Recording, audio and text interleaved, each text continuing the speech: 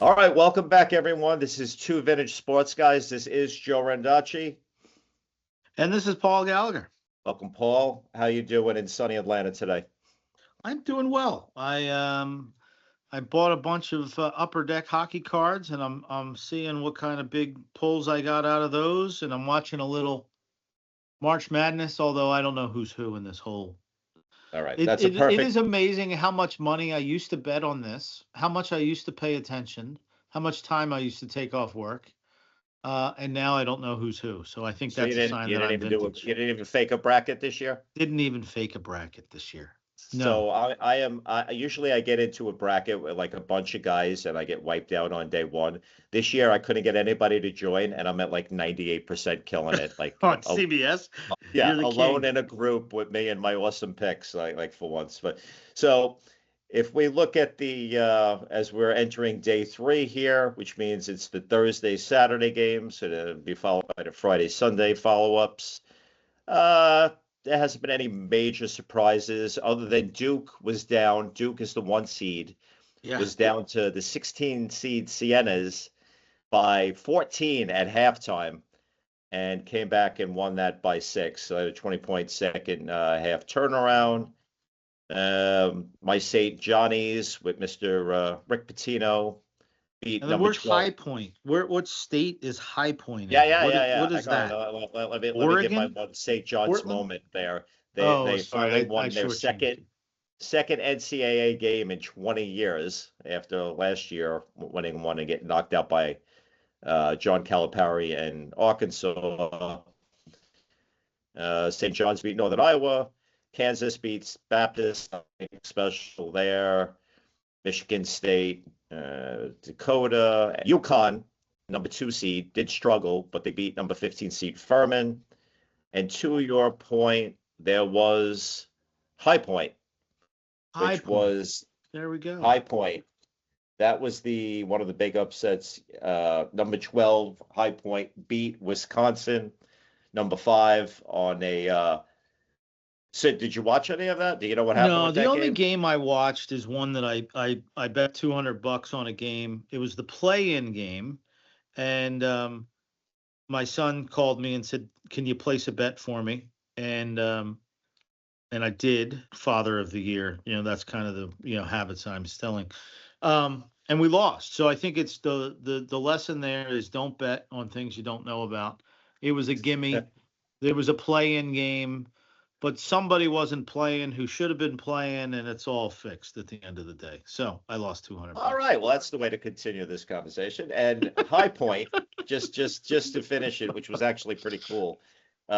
They went in for they stopped Wisconsin in the last few seconds, and the High Point guy kicks the ball out to one of the High Point guys who hung back. He was the only guy at the other end of the court. Grabs the ball and lays it up for 2 points. It was the guy's only 2-point shot of the year. There He's we a go. three-point specialist, and it was his only 2-point shot of the whole year. There we go. He got lucky that night. Good for Yeah. him. Good But for you're him. You're villing over. Yeah, I usually have a lot of Philly teams to pick from. Back in the day, the Big Five. What was that? Penn, Temple, LaSalle, Drexel, St. Joe's. I got nothing this year. I got You're Villanova down in getting kicked out. Villanova, who lost to Utah State in the 8-9 game.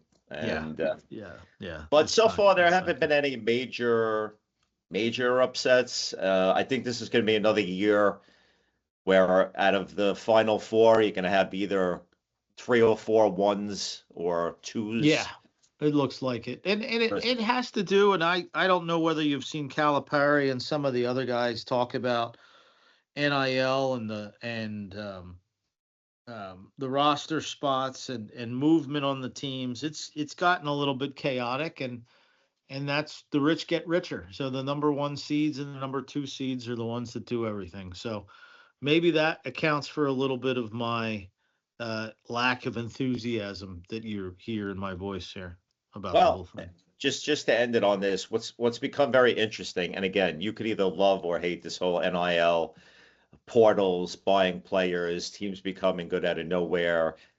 traditional dynasties not being as great as they used to. You The can't love it. You only can SEC, hate it.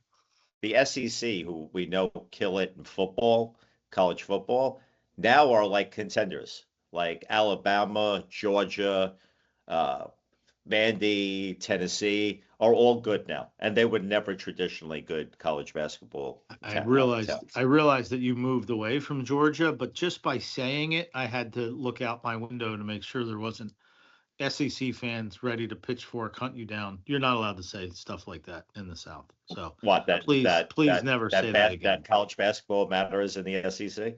Well, that Georgia is anything but great, and Alabama and all that. Never speak poorly of the SEC No, teams. no, no, no, no, no. I'm saying they are good now in college basketball. Yes, you're correct, because they're getting the money.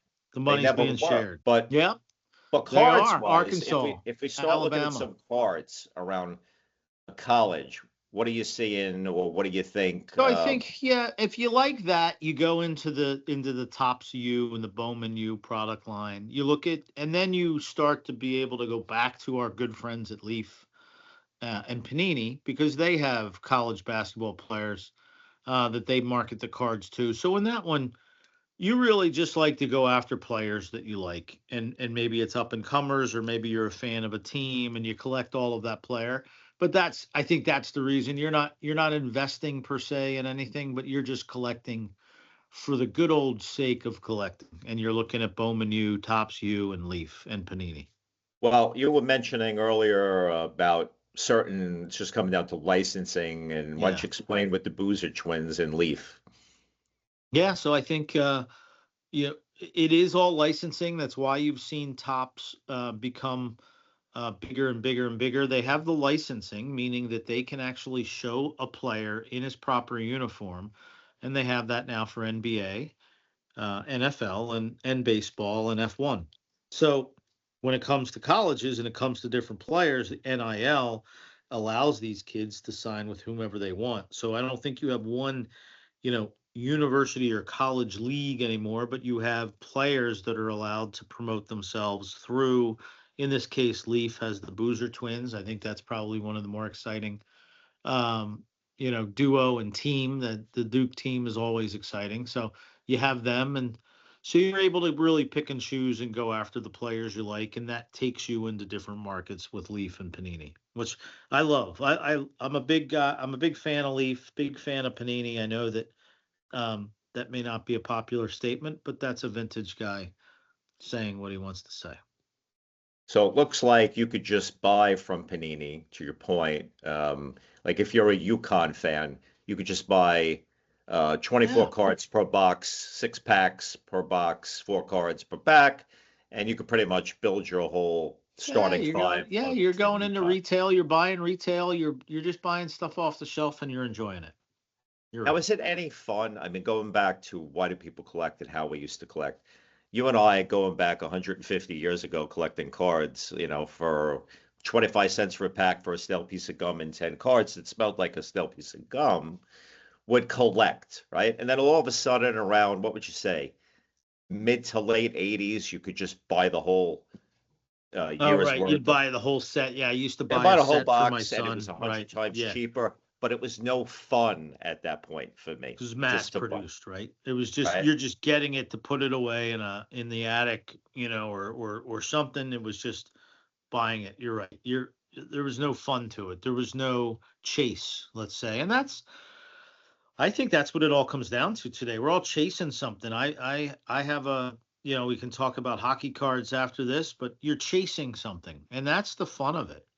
It's not gambling, I don't think, but it's just chasing and seeing if you can find that. It's the Willy Wonka theory that I keep coming back to, right? I'm looking for a golden ticket, or I'm looking for a nice bunch of cards in a set that I like. So I do think it's come back to that, and that's nice to see. We're all chasing what we want based on the product. I think there's a convenience, to your point, of, if back to this UConn thing. If I'm a UConn fan, I just want to buy the whole set of the thing and be done with it. In Target, you just get it and you're done, and you've gotten what you've gotten. Yeah, I think that's good. All right. Well, let's segue that into what you were mentioning with hockey cards and collecting. Give me a little hockey update as we're closing out the regular season. What do you see That as some surprises or I still would like to think that the Flyers have a chance to make the playoffs, but I'm not sure we do. But Upper Deck is by far and away the best product out there. I love it. I just bought myself 2 hobby boxes. Series 2 just came out. They don't have the tins out yet. And what we chase, talking about chasing, is we're chasing young guns. The biggest one is Schaefer for the Islanders. I did not get him, but these are the rookies. These are, or what they call the young guns. And I have had a ton of success. So, Dimitrov was one of the best ones, and I got 2 of those that came out with Series 1. This is Series 2. I've got, Jack Williams. They're all Russian, Joe. I've got Alexander Nishkin. I've got Dmitry Shimashev. I've got Max Shabanov playing for your Islanders. So it's a Russian invasion. Oh, you And mentioned my 18-year-old Matthew Schaefer, yeah, superstar. Like, that's the thank biggest God we one. wound up with a number 1 pick for once, and he has kept us in the position we're in so far this whole season. Yeah, I think if you pull his card, it's probably $300, $350 right now. So you're spending 180, and you might pull a card worth twice that. So So that's it's good interesting. times. So if It's I a was great to product in buy, general. Go if ahead. I was to buy like just the Islander team this year, as compared to another team without a superstar or anything on it, that might be what, $30 for a set? How much would it I don't cost know me that to you have can buy Schaefer? it by team. I think that takes all the fun out of it. I think you buy the hobby boxes and tins, and then you collect the players and team. I don't think you can buy just the team. So, Well, I know you you know, can do that in baseball. You can't do that in hockey. no, no, no. That's again, you're cutting right to the chase, taking all the fun out of things. I, Upper I'm just Deck, call. this I'm just this saying the way it is. I've this bought product Mets is so good teams that for you don't years. want You to do can't. that. No, no. You don't want to do. I'm not going to tell you what to do, Joe. Nobody can tell you what to do. But you, this product has so many great things. It has silver bursts, it has gold bursts, it has inserts, canvas cards, one of ones. The even the base cards are great to look at. So I think this is my favorite product. I enjoy getting all the cards. Jack Hughes coming off the Olympics. I mean, I set aside all my Jack Hughes cards. That's Is like that with or that's without like teeth? setting aside a Shohei Ohtani in baseball, right? Just Jack Hughes, everything. I'll Do take the it. Hughes brothers cards have teeth on them? Because they've Oh been yeah, smiling. yeah. So when he did that, I signed up for a Tops Now product, and so I think the email came out the other day that they'll be shipping in mid-April. There's $1 million card that somebody's going to get, personalized autograph of Jack Hughes, and it's going to be $1 million. Have coming off the Olympics with the gold for both the men's and women team. Are the girls' cards any particular card player or team You kicking in? always do. You try to stump me every time, and you might have done that. I'm not as familiar. I have 2 boys that don't have girls, and I have 1 hockey player. So I'm not as familiar with them as I should be. Shame on me, but they are a great product to collect, and I know that they're out there. Um, and that's all I'll say about that, Joe. You stumped me. All right, You've rendered Forrest me Gump of speechless hockey. on a That's all podcast, I which have to is really say not about good. that. Yeah, yeah. So All next right. topic. Well, let's round this up into what you mentioned earlier, F1. Oh, You're more the F1, yeah, guy there. F1 Give me some Netflix. If thoughts. if if you're looking for anything to watch on Netflix, the latest F1 series came out. We binge watched that last week. F1 missed 2 races in the Middle East because of the war, but everything's a bit different. It's shaken up. The F1 cards, I went to my local card shop, couldn't find any. I was a bit late to the game, didn't get any. So if you can find them, buy them. There's tons of great cards in there. So if you're an F1 fan, there's a lot going on. The season just started. Netflix special, tops product. It's really, again, if you can find it, scoop them up, and might be able to even resell them for a higher price on eBay. Um, So what I'm and looking at here, thank you, Google, because I wouldn't know any of this. and let me try to hack this name. Oh boy. Arvind Lindblad has a 2025 Top Chrome Formula One 75th anniversary diamond that eBay is listing for a meager 24,999. Yeah, it's horrible. I don't know. I don't know anything you just said. I don't know the driver. I don't know what I don't know anything that you just said. $25,000 for a card. I'm not going to try to explain it. I'm not going to try and rationalize it, but that's the world we live in. Somebody likes them. I am seeing some crazy similar cards here that. Well, here's the thing. So what Cole you should Palmer, be looking you know at him? is, huh?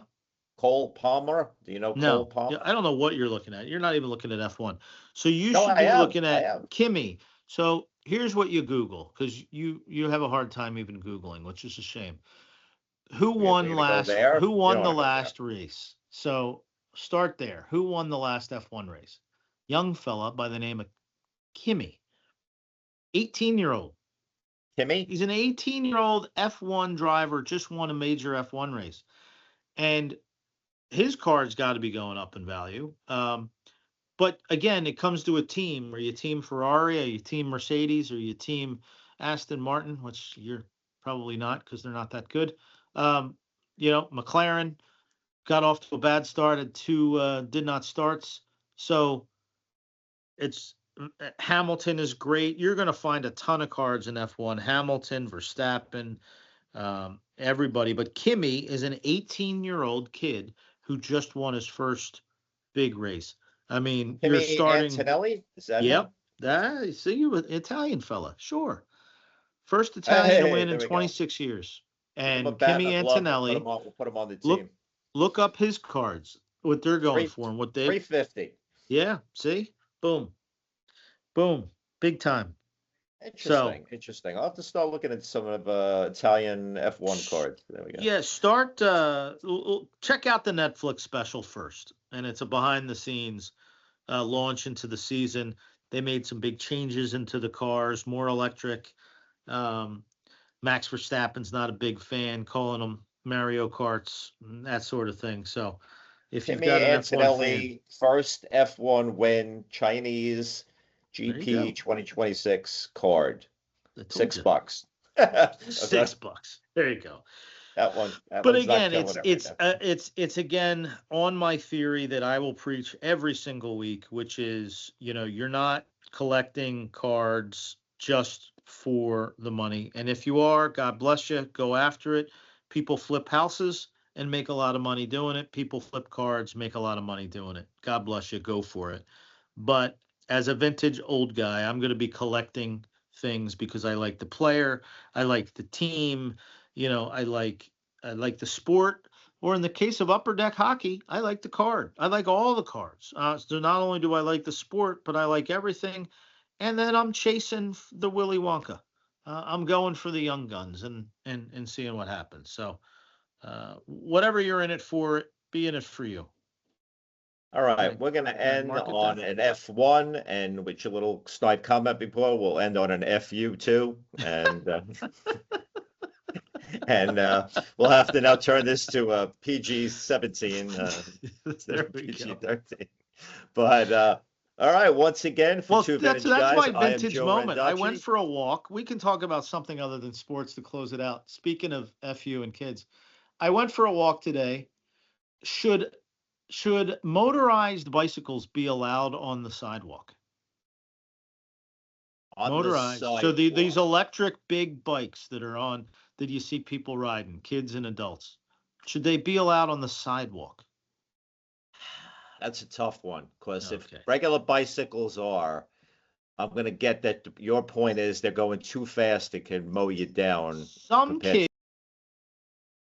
today on my walk, and I accidentally said "F you" to him as he drove by. So that was my classic vintage moment of the week. So we can close it on that, and we can have a little debate later. Should motorized vehicles be allowed on the sidewalk? Well, duck and dodge, because I need you for these podcasts. So. Tuck and roll, baby. Tuck and roll. That was my Bad News Bears coach moment of the week, where I, cursed at a kid and got chastised. As you wear Doing your so. Chico's Bell Bonds jersey over there. I'm waiting. I ordered 2 of them. I'm waiting for them to come in. So next show, hopefully, I'll be in my Chico's Bell Bonds jersey. And on that, I am Joe Randacci. And I am Chico's Bell Bond sponsor, Paul Gallagher. Have a good day. Have a good one, folks. Bye-bye.